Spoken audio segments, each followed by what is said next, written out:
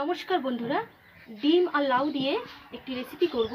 আপনারা দেখতে থাকুন আমি রেসিপিটি কিভাবে করি। ডিম আর লাউয়ের রেসিপি করার জন্য আমি মশলা নিয়েছি। একটা শুকনো লঙ্কা, 5 ফোড়ন, শুকনো লঙ্কা বাটা, নুন, হলুদ, জিরে আর গোলমরিচ একসঙ্গে বাটা, ধনে বাটা, আদা রসুন একসঙ্গে বাটা আর সর্ষের তেল। আর এখানে 2টো পেঁয়াজ কুচিয়ে নিয়েছি আর 4টে ডিম নিয়েছি। আর এখানে আলুগুলোকে এরম বড় বড় পিস করে কেটে নিয়েছি আর লাউগুলোকেও বড় বড় পিস করে কেটে নিয়েছি। ডিমটার মধ্যে অল্প হলুদ আর নুন দিয়ে আমি ডিমটাকে ফাটিয়ে নিয়েছি। ডিম ভাজার জন্য কড়ায় তেল দিলাম।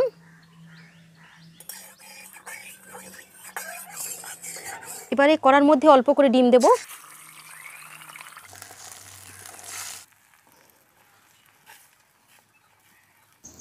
ডিমগুলো খুব কড়া করে ভাজবো না।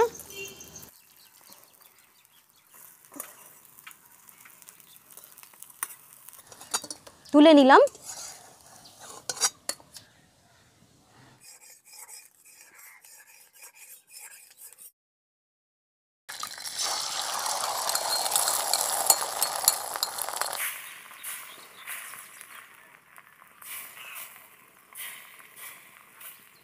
এভাবে আমি ডিমগুলো সব ভেজে নিয়েছি। এবারে আমি কড়াই তেল দিয়ে আলুগুলো ভেজে নেব। আলুগুলো দিয়ে দিলাম। সামান্য একটু হলুদ দেব।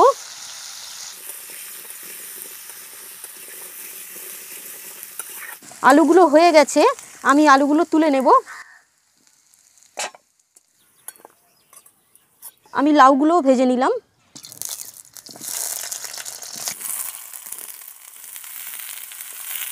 অল্প করে হলুদ দেবো।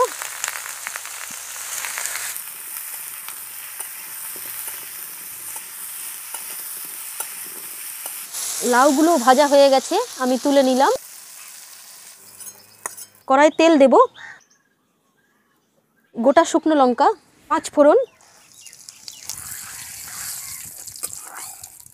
কুচানো পেঁয়াজ দিয়ে দিলাম।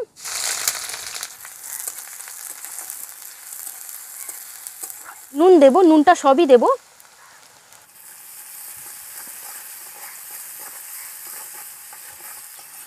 পেঁয়াজটা হালকা ব্রাউন কালার হয়ে গেছে, এবারে আমি আদা রসুন পেস্ট দিয়ে দিলাম।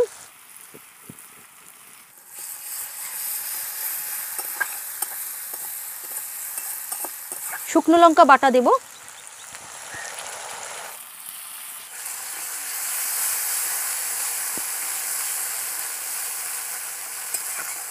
হলুদ গুঁড়ো,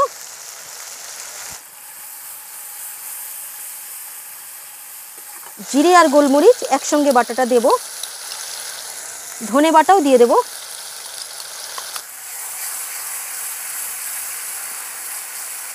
মশলাটাকে আমি এইভাবে কষে নেব। মশলাটাকে এইভাবে ভালো করে কষে নিয়েছি। এবারে আলু আর লাউ একসঙ্গে দিয়ে দিলাম।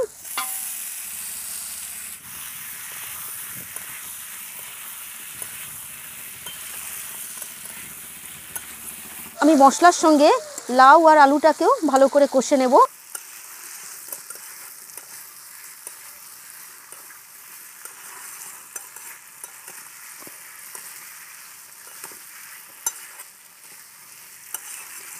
আমি তরকারিটাকে ভালো করে কষে নিয়েছি, এবারে জল দিয়ে দিলাম। তরকারিটা ঢাকা দিলাম। তরকারিটা ফুটে গেলে আমি ডিমগুলো দিয়ে দেব। তরকারি ফুটে গেছে, এবারে আমি ডিমগুলো দিয়ে দেব।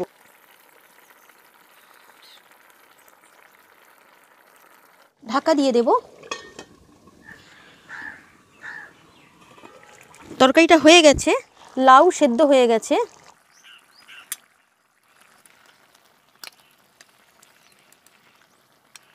লাউ দিয়ে ডিম আলুর তরকারি হয়ে গিয়েছে।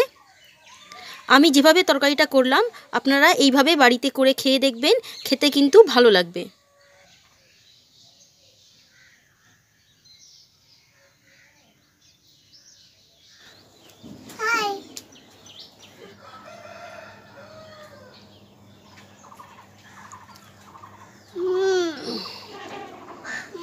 খুব ভালো হয়েছে।